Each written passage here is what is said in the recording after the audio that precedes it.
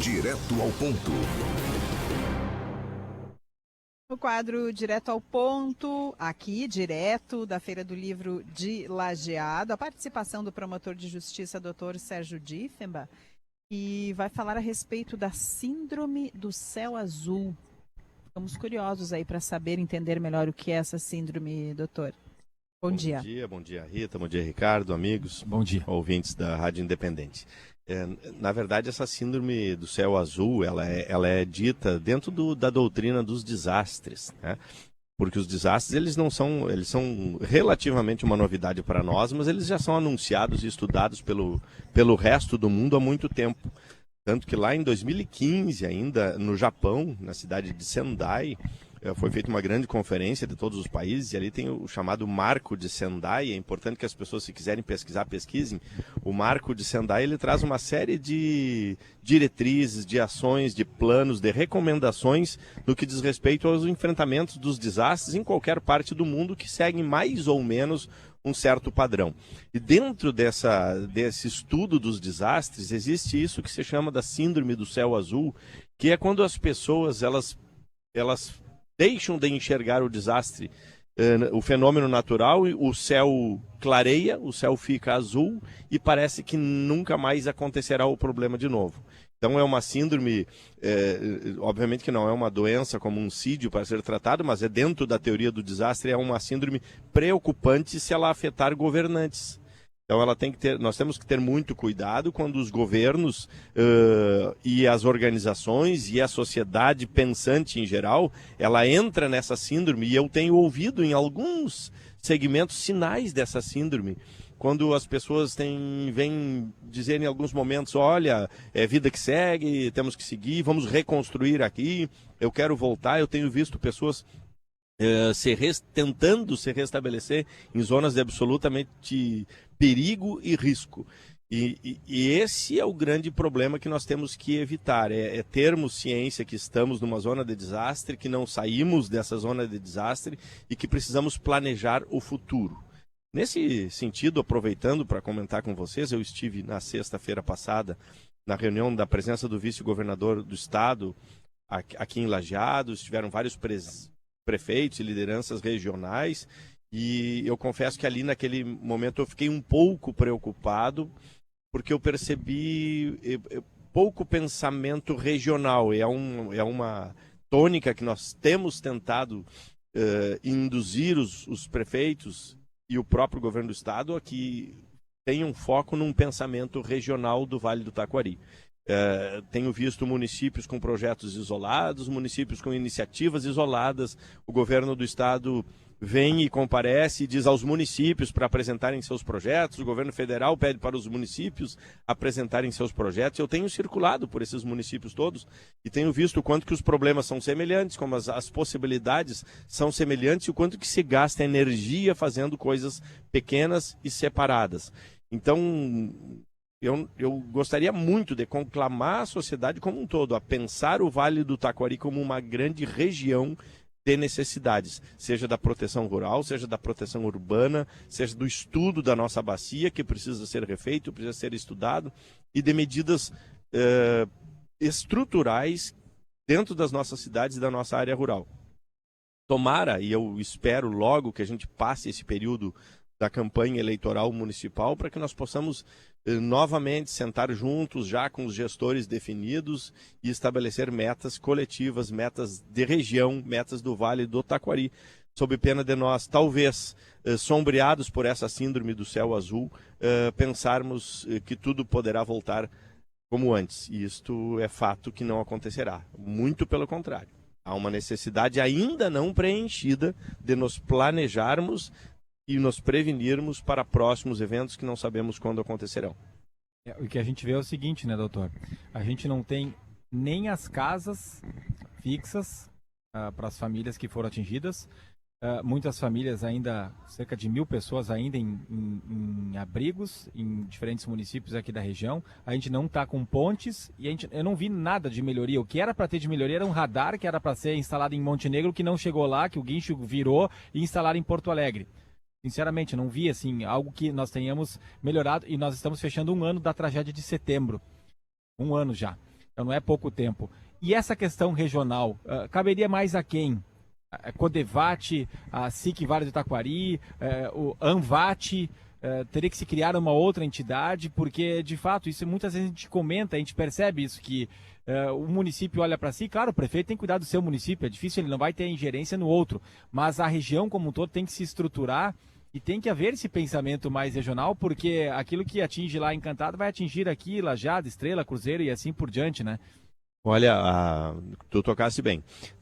Uma liderança, a liderança ela nasce às vezes de lugares de onde se menos se imagina, mas há uma necessidade de lideranças regionais e elas podem surgir de baixo para cima ou de cima para baixo. O que eu quero dizer com isso? Ou é o governo do estado induzindo, e eu ainda hoje tive reunião nesse sentido, o governo do estado pode induzir essa política na medida em que, por lei estadual, se crie uma região específica atingida por um interesse comum. Vejam bem, isso está na Constituição Federal, está na Constituição Estadual, dizendo que os estados podem estabelecer regiões metropolitanas ou aglomerados urbanos ou regiões afetadas por um interesse comum. Eu não vejo hoje no estado do Rio Grande do Sul nenhum lugar com tantas características iguais como a nossa para criarmos uma região. E esta região ela pode ser gerenciada, por exemplo, por um consórcio específico de municípios atingidos por isso. É diferente da Associação dos Municípios do Vale do Taquari e da Associação dos Municípios do Baixo Taquari, ou Alto Taquari, né? São associações de ordem política e representativa, mas uma associação, por exemplo, ela não tem poder de contratação, não tem poder de licitação, não tem poder de estrutura de governo. Isso se faz ou é um município, ou é o estado, ou é um consórcio de municípios. Então, salta aos olhos a necessidade de nós enxergarmos o Vale como esta região criada por lei estadual e gerenciada por um consórcio municipal, de modo que possamos, por exemplo, empoderar os bombeiros a nível regional, possamos bombar pesquisas, sensoriamento, captação de informações, análises de informações em caráter regional, possamos contribuir com a defesa civil regional, possamos fazer um estudo de recuperação das margens do Rio Taquari. Isto é regional, eu sou promotor regional e eu afirmo a vocês, não há como fazer projeto de uma margem para outra margem, de uma propriedade para outra propriedade, quando estamos tratando de um rio que forma uma bacia. Então,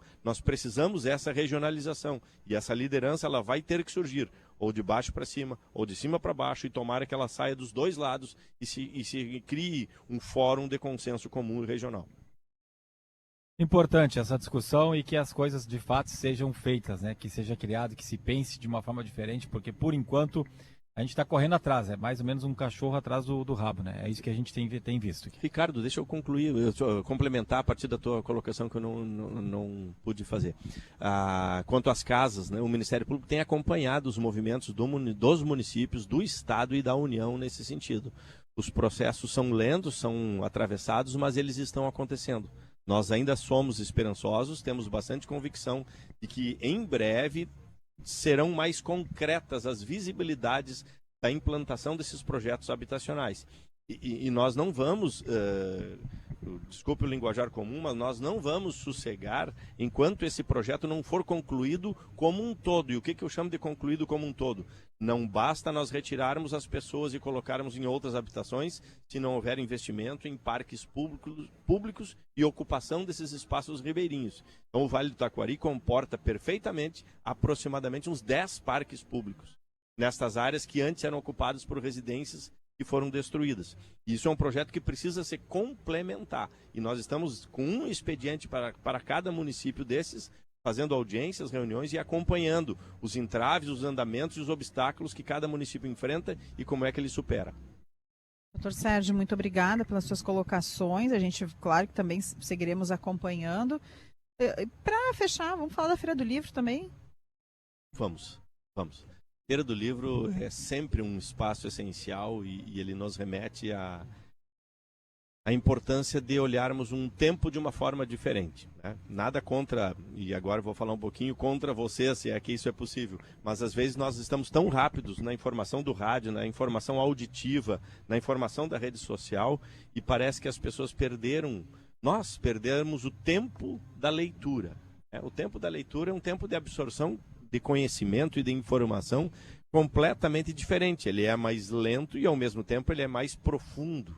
Ele penetra no intelecto da pessoa de uma maneira que ele não sai mais. Quando a gente lê um livro ou lê uma informação, a captação daquilo é completamente diferente do que uma informação que entra pelos ouvidos, porque ela, como às vezes a gente diz, entra no ouvido e sai no outro, né? Porque ela é muito rápida. Ela é necessária, os tempos de hoje exigem que a gente tenha informação no rádio, informação na rede social, informação no celular, mas o espaço de leitura é o que torna uma sociedade diferente. E nós estamos bastante atrás disso. Então, sempre que houver um pequeníssimo espaço de leitura, de contato com o livro, especialmente para crianças, mas não só para crianças. Os adultos precisam ler, as crianças precisam ver os adultos lendo, senão não vai acontecer esse processo, que é um processo de olhar, repetição e compreensão. Então, que bom que sobrevive uma feira do livro, e eu vou confessar para vocês, Lajeado merece uma feira maior. Merece. Ela ainda está com todos os elogios que está acontecendo, ela ainda está desproporcional para o tamanho e para a potência do nosso município. Tá certo, muito obrigado. Sérgio Diefenbach, obrigado pela presença também aqui na Feira do Livro de Lajeado. Ele que é promotor de justiça, fala conosco sempre nas quartas.